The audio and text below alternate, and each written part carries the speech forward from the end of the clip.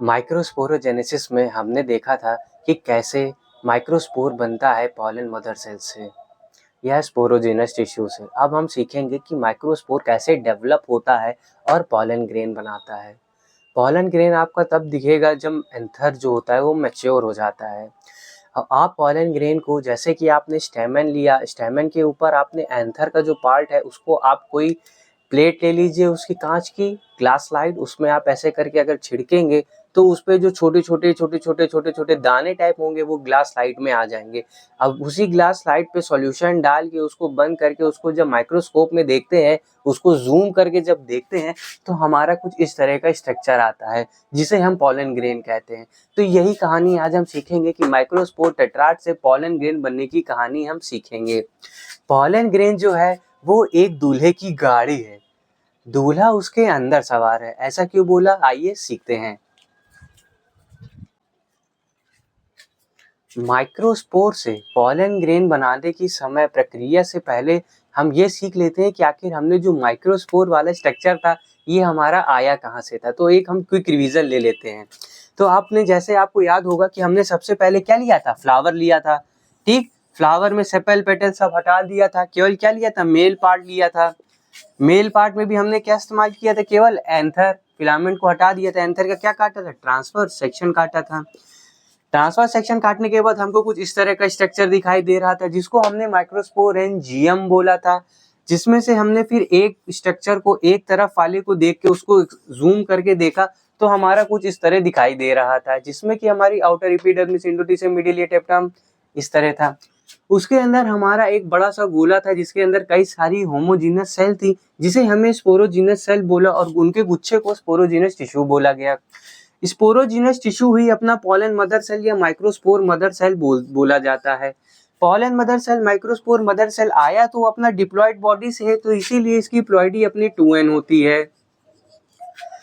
Pollen mother cell, microspore mother cell, जो microspore बना इसी को माइक्रोस्पोरोजेनेसिस कहते हैं। ये हमारा प्रोसेस था म्यूसिस का। म्यूसिस में हमारा जो प्लॉइडी होती है वो पहले की हाफ हो जाती है, तो अगर हमारा 2n है तो अब हमारा माइक्रोस्पोर जो होगा वो हमारा n हो जाएगा। इसके बाद अब हमारा माइक्रोस्पोर मिल गया है। अब हम इसके बाद सीखेंगे कि माइक्रोस्पोर से पॉलन ग्रेन कैसे बनता है। एंथर के अंदर माइक्रोस्पोरेंजियम में माइक्रोस्पोर हमने बना लिया था पॉलन मदर सेल की म्यूसिस से, तो हमारा माइक्रोस्पोर की प्लॉइडी क्या हो जाएगी, हैप्लॉइड हो जाएगी। अब हम यहाँ पर देखेंगे कि माइक्रोस्पोर में ऐसा क्या डेवलपमेंट होता है कि वो पॉलन ग्रेन बनाता है। आइए स्टेप बाय स्टेप देखते हैं। सबसे पहले मैंने यहाँ पर खूब सारे माइक्रोस्पोर ले लिए हैं। ठीक, उसमें से एक को बाहर निकाल के मैं दिखा रहा हूँ बड़ा करके। ये मेरा माइक्रोस्पोर है, ये हमारी सेल वॉल हो गई जो हर सेल में होती है प्लांट की। ये हमारा न्यूक्लियस हो गया ब्लू कलर से जिसको मैंने बताया है। अब बीच में क्या भरा होगा, साइटोप्लाज्म, और सेल ऑर्गेनल होंगे, यूकैरियोट होगा। तो अब इसी माइक्रोस्पोर में क्या होता है कि छोटे छोटे वैक्यूल आ जाते हैं, छोटे छोटे वैक्यूल आ जाते हैं, जिसकी वजह से जो न्यूक्लियस एकदम सेंटर में मौजूद था वो खसक के थोड़ा नीचे आ जाता है, थोड़ा नीचे आ जाता है। अब यही वैक्यूल क्या होता है, ये थोड़ा और बड़ा हो जाता है, वैक्यूल बड़ा हो जाता है। तो न्यूक्लियस जो पहले खसक के थोड़ा नीचे आया था वो और नीचे आके एकदम पेरीफ्री, मतलब एकदम किनारे आ जाता है सेल के। इसी को कहा जाता है कि न्यूक्लियस को धक्का मारा है वैक्यूल ने और उसे नीचे फेंक दिया है, एकदम किनारे ला लिया है। इसीलिए टर्म यहाँ पर लिखा है पुश अवे न्यूक्लियस। बच्चों के मन में डाउट आ रहा होगा कि ये वैक्यूल होता क्या है। तो वैक्यूल आप ऐसा समझिए कि एक खाली गुब्बारा है जिसमें आप पानी भर सकते हैं, खराब सामान भर सकते हैं या खाना भर सकते हैं, आप कुछ भी भरिए उसके अंदर। ठीक, वैक्यूल एक गुब्बारा समझ लीजिए। अब इसके आगे क्या होता है, इसके आगे जब ये इस स्टेज में सेल आ जाती है तो यहाँ पर इस सेल का होता है माइटोसिस। माइटोसिस सब जानते हैं कैसे होता है, फिर भी मैं नीचे एक तो बता दे रहा हूँ। माइटोसिस,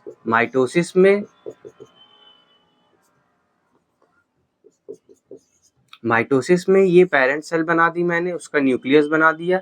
अब इसमें क्या होता है, 1 से 2 होते हैं,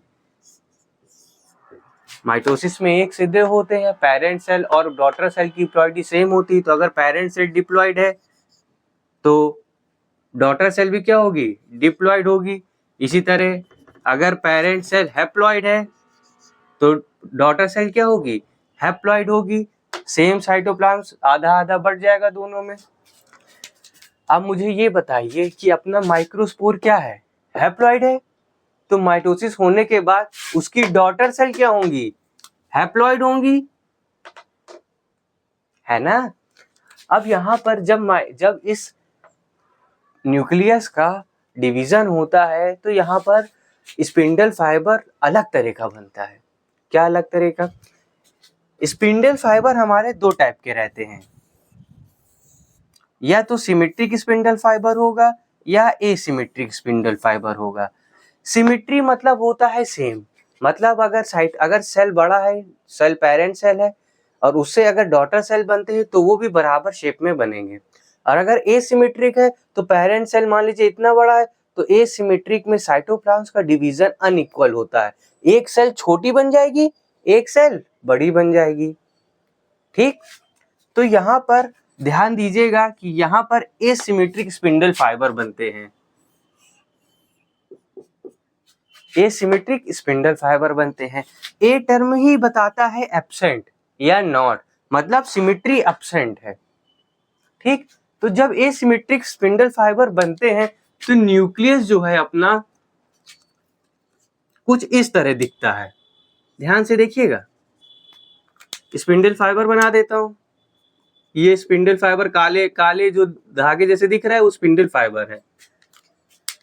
अब यहाँ पर स्पिंडल फाइबर बनने के बाद न्यूक्लियस का डिवीजन होता है, न्यूक्लियस आधा आधा बढ़ता है, तो जो हैप्लॉइड है वो हैप्लॉइड ही रहेगा माइटोसिस में। ठीक, तो यहाँ पर क्या होता है, एक सेल बड़ी बनेगी, एक सेल छोटी बनेगी। देखिए ये बड़ी सेल मैं बना के दिखा रहा हूँ, पहले ये बड़ी सेल का क्या बना दूं, ये सेल वॉल हो गई बड़ी सेल की, उसका न्यूक्लियस बना दो।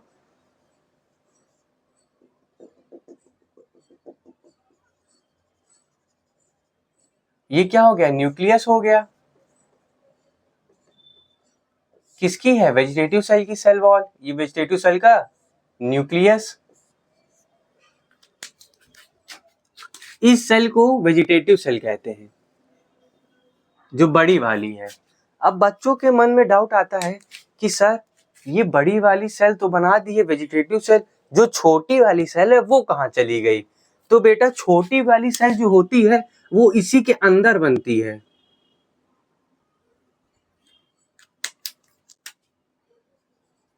ये छोटी वाली सेल है, ये जो काला काला, बाकी सब भूल जाइए, इतना देखिए, ये छोटी वाली सेल है, ये छोटी वाली सेल का न्यूक्लियस और ये छोटी वाली सेल का सेल वॉल, ये सेल वॉल है। जनरेटिव, इसको जो सेल छोटी वाली उसे जनरेटिव सेल कहते हैं। और इसी, ठीक, अब ये बताइए, इसको मैं एग्जांपल से समझाता हूँ। आपने देखा होगा एक गुब्बारा, गुब्बारा फुलाते हो, बड़ा सा गुब्बारा देखे हो, बड़े गुब्बारे के अंदर छोटे छोटे, छोटा एक गुब्बारा भी कभी कभी देखे होगे कि बड़ा गुब्बारा खूब है, उसके अंदर एक छोटा गुब्बारा भी है, और वो छोटा गुब्बारा बड़े गुब्बारे के अंदर इधर उधर घूमता रहता है। वैसे ही बड़ा गुब्बारा एक सेल मान लो, छोटा गुब्बारा दूसरी सेल मान लो, तो जो छोटी वाली सेल है वो बड़ी वाली सेल के अंदर ऐसे ऐसे घूमती रहती है। तो यहीं पर टर्म अप्लाई होता है कि generative cell float passively in vegetative cell. ठीक, तो ये जो वेजिटेटिव सेल है इसका साइटोप्लाज्म भी होगा, वेजिटेटिव सेल है इसका साइटोप्लाज्म बना दो, सेल ऑर्गेनल भी होंगे, सब नहीं बनाना है, इतना तो जानते हो। ये जनरेटिव सेल है, इसका भी साइटोप्लाज्म होगा। इसमें आप देख रहे होंगे कि मैंने 2 ठो लेयर बनाई है, एक ये है एक ये है, तो इसमें 2 लेयर होती है। ये हमने जब माइक्रोस्कोप में जूम करके पॉलन ग्रेन को देखा तो इस तरह दिखाई दे रहा था। तो उसमें आउटर वाली लेयर को हम बोलते थे एक्साइन, अंदर वाली लेयर को बोलते हैं इंटाइन। इसको थोड़ा और अच्छे से डायग्राम में अगले में मैं दिखाता हूँ, तो आप इसको नोट कर लीजिए। जो हमने यहाँ पर पॉलन ग्रेन बनाया था, उसी तरह अगर मैं पॉलन ग्रेन कोई भी फ्लावर लूँ, उसका एंथर लूँ, एंथर को छिड़कूँ स्लाइड में और उसको माइक्रोस्कोप से जब मैं देखता हूँ तो मुझे कुछ इस तरह का स्ट्रक्चर दिखता है। तो बच्चों के मन में सवाल आता है कि क्या केवल इसी तरह का स्ट्रक्चर दिखता है? तो बेटा पॉलन ग्रेन जैसे पेड़ कई प्रकार के, फूल कई प्रकार के, एंथर कई प्रकार के, वैसे ही पॉलन ग्रेन भी कई प्रकार का होता है। उसका साइज ज़्यादा, कोई का कम, कोई अलग शेप का, कोई दूसरे शेप का, कोई का अलग कलर, कोई अलग स्टेनिंग में शो करेगा। ठीक इस तरह पॉलन ग्रेन रहता है, लेकिन जनरली मतलब आम तौर पर पॉलन ग्रेन जो रहता है वो स्फेरिकल रहता है। ये स्ट्रक्चर जो आप देख रहे हैं ये 2D स्ट्रक्चर है। असलियत में तो पॉलन ग्रेन ऐसा पूरा गोल है ना, पूरा गोल स्ट्रक्चर है, ऊपर नीचे फील कर पा रहे हैं। ये 2D स्ट्रक्चर दिखाया जा रहा है। इसका जो डायामीटर है, मतलब अगर सर्कल के हिसाब से मानोगे तो उसका डायामीटर आएगा, तो डायामीटर यहाँ से यहाँ तक नापते हैं तो उसका डायामीटर एवरेज 25 से 550 माइक्रोमीटर का होता है। ठीक, ये यहाँ पर देखिए लिखा है जनरली स्फेरिकल होता है, 25 से 50 माइक्रोमीटर डायामीटर होता है। अब ये जो पॉलन ग्रेन है आपका, इसमें 2 लेयर पाई जाती है। आउटर वाली लेयर को जो इसे देख रहे हैं कांटे नुमा, उसे एक्साइन बोलते हैं, और जो उसके अंदर लेयर दिख रही है आपको उसे इंटाइन बोलते हैं। जो आउटर लेयर है उसे एक्साइन बोलते हैं। ध्यान से देखिए डायग्राम को, ये एक्साइन की लेयर पूरी आई हुई है। देखिए ये आउटर लेयर है, देखिए इसके आगे कुछ है, इसके बाहर कुछ है, नहीं है इसके आगे इसके बाहर, तो मतलब ये सबसे बाहर की लेयर फॉर्म कर रही है, इसीलिए इसको बोलते हैं कि ये आउटर लेयर है। अब इधर नोटिस कीजिए कि यहाँ पर बीच बीच में एक्साइन में बीच बीच में देखिए छेद दिखाई दे रहे हैं। ये क्या है? छेद है। मतलब यहाँ पर क्या होगा, एक्साइन अब्सेंट है, ये एक्साइन की लेयर गई है और यहाँ पर एक्साइन की लेयर अब्सेंट है, तो मतलब एक्साइन की लेयर कंटिन्यूअस नहीं है, इसीलिए क्या बोला गया, डिसकंटिन्यूअस लेयर। अब आपको एक बहुत ही बेहतरीन चीज मैं बताता हूँ, एक्साइन जो आउटर लेयर है ये बनी होती है स्पोरोपोलेनिन। स्पोरोपोलेनिन की ये एक ऐसा भयंकर चीज है जो आपको दिमाग में बैठाना है। स्पोरोपोलेनिन एक ऐसा चीज है जिसमें आप कोई भी एंजाइम डालें तो वो नहीं टूटती, मतलब ये आउटर लेयर जो है वो टूटेगी नहीं। आप इसमें कोई भी एंजाइम डाल दे, डाइजेस्टिव एंजाइम डाल दे कोई भी, अगर आप सोचो कि इसमें आग ही बढ़ा दो या टेम्परेचर तेज कर दो कि सर इसमें आग लगाओ, आग लगा के जला देंगे, तो बेटा ये बहुत ज्यादा टेम्परेचर तक झेल सकती है। अब कुछ बच्चे सोच रहे होंगे कि सर इसमें एसिड ला के डाल दे, एसिड डाल दे या हाई बेस डाल दे तो ये जल जाएगी, आगे वाली लेयर टूट जाएगी, तो बेटा ये टेम्परेचर और पीएच रेजिस्टेंस होती है। इसी वजह से इसकी लेयर जिसमें स्पोरोपोलेनिन प्रेजेंट है, इसको फॉसिल की तरह भी इस्तेमाल में कभी कभी लिया जाता है। ठीक, यही यहाँ पर लिखा हुआ, इधर देखिए किसकी बनी हुई है, स्पोरोपोलेनिन की। स्पोरोपोलेनिन किस चीज का बना होता है, ये लिपिड का बना होता है। देखिए no enzyme can digest it, temperature pH resistant, help in fossil study. अगर यहाँ पर सबसे ज्यादा इंपॉर्टेंट चीज यही है कि ये किसकी बनी होती है, स्पोरोपोलेनिन की। अब एक्साइन का बात हो गया, अब इसकी अंदर की लेयर देखिए, ये जो बनी है इसको क्या बोलते हैं, इंटाइन बोलते हैं। इंटाइन अंदर की लेयर है इसीलिए इनर लेयर। इधर देखिए ये जो पूरी लाइन गई है ये कहीं पर टूटी है क्या, देखिए टूट रही है क्या, कहीं कहीं टूटी है, नहीं टूटी, मतलब ये कंटिन्यूअस है। ये जो इंटाइन की लेयर होती है ये बनी होती है पेक्टिन और सेलुलोज के मिक्सचर से। ठीक, इतना नोट कीजिए एक्साइन इंटाइन के बारे में। अब ये जो यहाँ पर छेद है, ये छेद है, इसे जर्मपोर बोलते हैं। इस जगह पर एक्साइन की लेयर तो एब्सेंट है, देखिए एक्साइन यहाँ पर नहीं है, एक्साइन नहीं है तो मतलब यहाँ पर स्पोलेनिन एब्सेंट है। तो ये जर्म पोर इस तरह काम आता है। देखिए मेल, ये जो अपना पॉलन ग्रेन है ये है तो मेल गैमेट बनाने के लिए, इससे मेल गैमेट बाहर निकलेगा तभी तो फर्टिलाइजेशन होगा फीमेल गैमेट से। इसीलिए यहाँ पर एक छोटे छोटे पोर दे दिए गए हैं, छेद दे दिए गए हैं ताकि यहाँ से मेल गैमेट बाहर निकल सके। एक्साइन की अगर लेयर होती तो वो तो रेजिस्टेंट है हर चीज के लिए, तो हमारा मेल गैमेट कभी बाहर ही नहीं निकल पाता। इसीलिए क्या है, sporopollenin. Exine apertures, sporopollenin absent. ठीक, अब देखिए,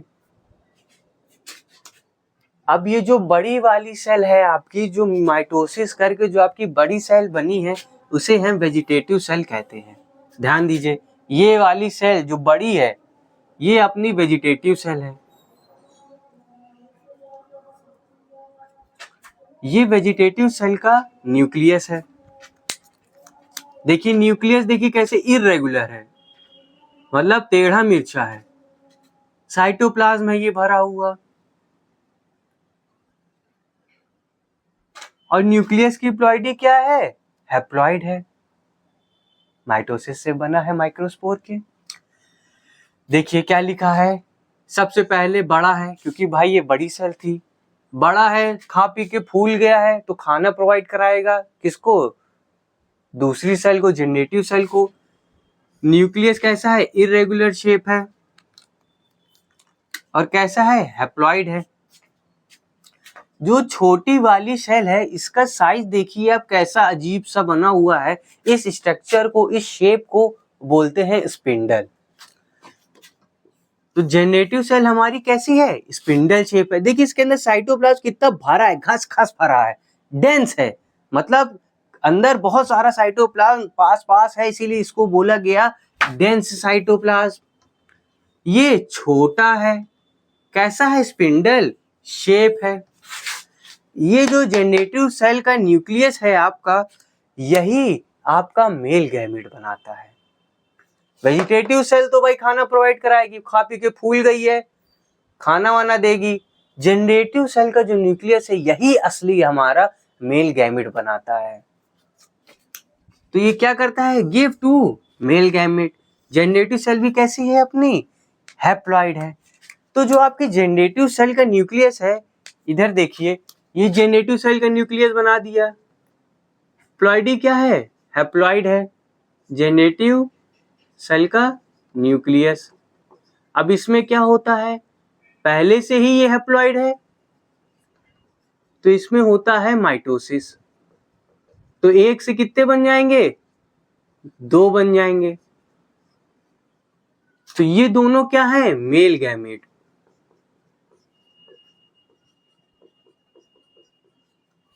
मैंने एक वर्ड बोला था लेक्चर स्टार्ट करने से पहले कि पॉलन ग्रेन दूल्हे की गाड़ी है और दूल्हा उसके अंदर सवार है।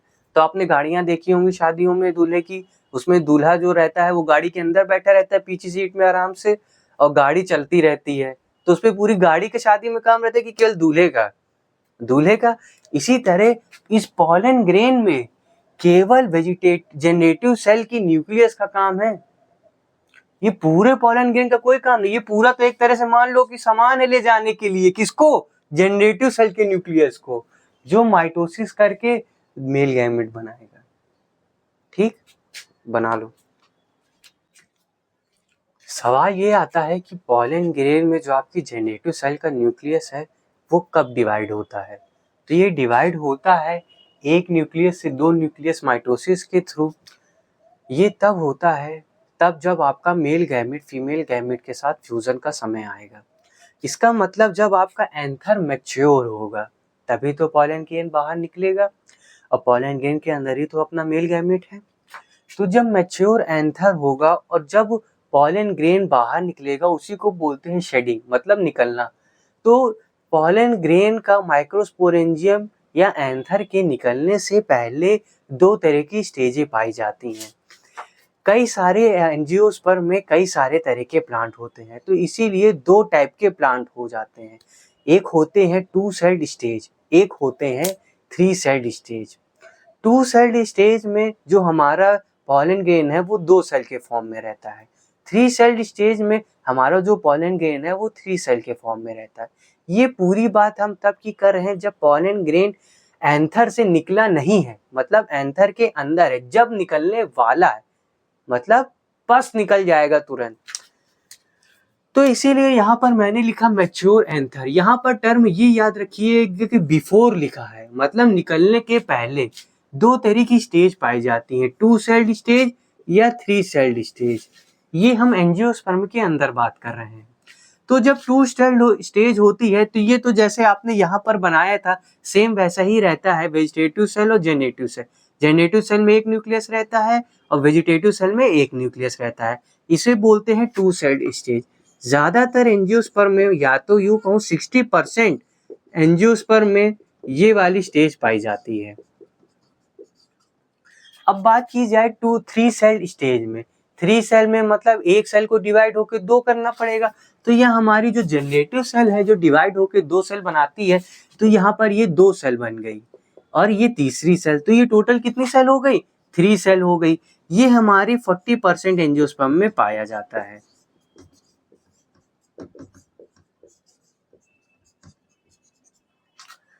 अब सवाल ये होगा कि सर 60% एंजियोस्पर्म में जब 2 सेल स्टेज होती है, यहाँ पर वेजिटेटिव सेल का न्यूक्लियस एक है, जेनेटिव सेल का न्यूक्लियस एक है, तो ये 60% मतलब मेजॉरिटी में है ये। तो जब ये यहाँ से निकली 2 सेल स्टेज में, तो ये कब ये जेनेटिव सेल डिवाइड करके 2 मेल गैमीट बनाएगी? तो ये जब आपकी फीमेल